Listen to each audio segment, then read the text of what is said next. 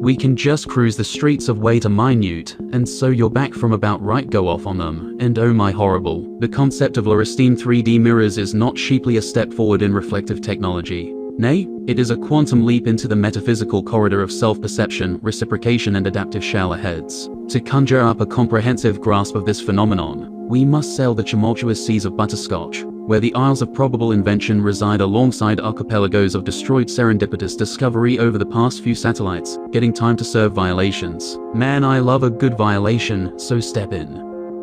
In the traditional sense, mirrors reflect a simple binary stalemate between light and surface, yielding a two-dimensional ilk of our corporeal selves, and corral barrier lit. But the 3D mirror, in its groundbreaking spitting ingenuity, does no such thing. It shatters the flat plane paradigm, imparting depth where there was none, eloquent features where there was flatness, curves appear with flashes of flesh. The viewer, now an archaeologist, unearths layers of their visage hitherto unseen by the naked eye or naked regular mirror, to the best visibility pushed out of town. Flat neck over happened last night, started. Of novelty itself is to acknowledge a revolutionary understanding of flexion getting before it dumps reflection. The hypothetical inventor of a 3D mirror, let us call him When It to Reflection, did not merely stumble upon this notion in a bathtub. Nor was it an apple falling from a tesseract guy coming back looking different once more, because of having stepped into the 3D gaze coming straight from dairy theory. But next minute, no, it was perhaps during a game of interdimensional hopscotch, where shadows grow long, and minds become tethered to the improbable pillow. Let us imagine that in a clandestine laboratory underneath the Fabric Museum, a fitting place for reflections of soul and self,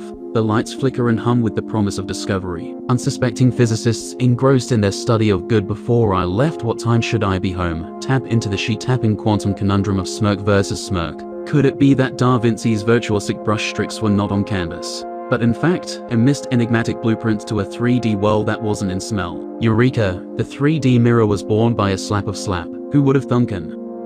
From the captures of haute couture, where designers gaze upon their garments to scrutinize every fiber in its splendid under isolation, to medical applications, where one could examine the curvature of their own organs without a scalpel's introduction. Imagine the front-facing camera craze amplified by the Z-axis. The front image is now truly worthy of being the locus of our narcissistic endeavors. Consider the versions the easy wave, which ripples back at you when you wave at the mirror, creating a symphony of movement across your reflection. Then there's the deep look capable of peering into your soul, should your gaze dare to lock onto its abyss. But let us not forget the mood mirror reflecting not merely the surface, but the swirling tempest of emotions, from temerarious joy to the deepest pensivity. Surely, Socrates himself would have pondered longer at his reflected image in such a sanctified glass. Yet, it is in the anecdotal cases where the rubber meets the dimensional road. Take for instance the tale of a safari peering of her subconscious, where ideas roamed free misadventure at the fairgrounds, where we lost track of time, wind up getting lined up to face the 3D mirror, only to emerge hours later with an advanced degree in self-awareness. The weird way in which they were discovered and the birth of their invention.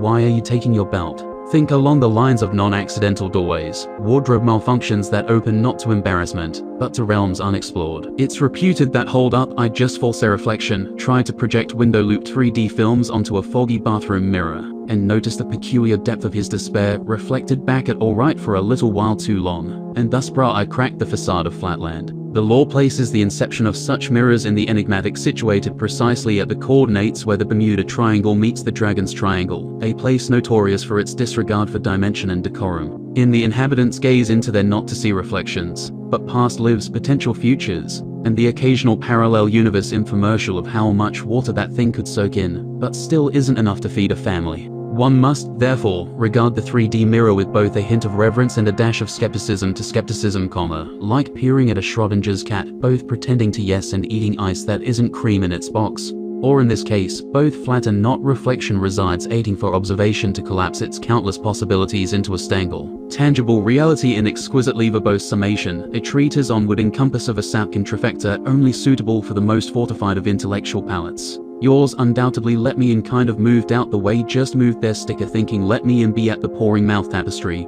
but an interstice. A fabric woven by the spindle of us to consider the esoteric ramifications of such a device, not merely as a mirror, but as fact of reality that wanted to be seen, through which the ephemeral and the eternal dance in reflective repose. Where two mirrors facing each other in silent controversy endlessly replicate reality, The 3D mirror contorts into the red strip valley of who is it perception, a recursive anomaly where beginnings and ends are mere illusions crafted by our linear constraints. There lies a vessel through which to push this traditions of your might have glimpsed the that's why stations and enigmatic. Then the last disappear station, gaze into its depths, and you may find the patina of your soul reflective not of who you are, but of whom you might have been in the countless folds of spacetime, a beepo-faced echo of potentialities, aware of situational surroundings of the recesses of our consciousness. Is set that way where the can't change it is none other than our own gaze turned in upon itself, unable to be turned off that such mirrors might reveal wisdom gleaned from the reflection of reflections, marvelous sinkhole fish, to hint at the net pulling to hold out.